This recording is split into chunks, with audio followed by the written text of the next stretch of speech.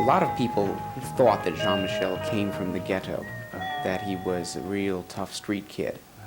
Jean-Michel didn't come from the ghetto, but he was a real tough street kid.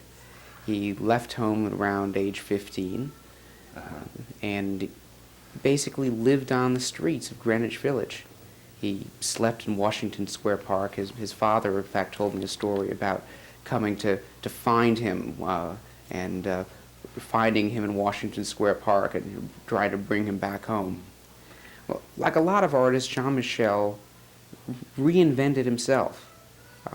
But what was extraordinary about Jean-Michel is that he didn't wait until he was 30 years old to do it.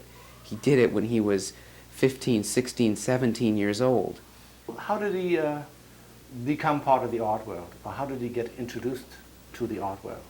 Well, there are now in some of the articles that have been written on Jean-Michel, certain people, myself, are indicated as people who may have discovered Jean-Michel and helped make his career. But Jean-Michel was the type of person who would have ended up at the center no matter what, no matter who was there first to buy something or write about him. He had that instinct to find himself and put himself at the center of attention.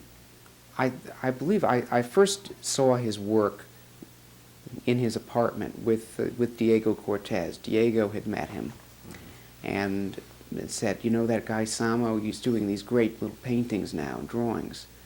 And I said, "Sure." I was very interested in what he was doing as a graffiti artist.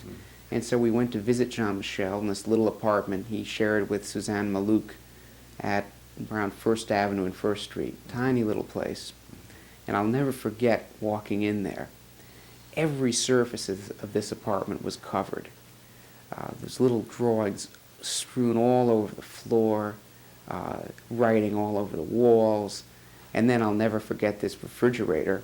Later became famous when Suzanne auctioned it at Sotheby's. That was covered with all the graffiti, the phrases. This refrigerator itself was an incredible work of art. What impressed you about his work, do you think?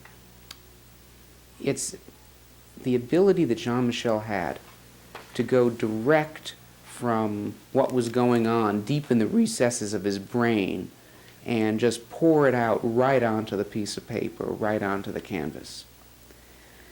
That directness that was unconstrained by what one should do to make it look good, to make it look neat.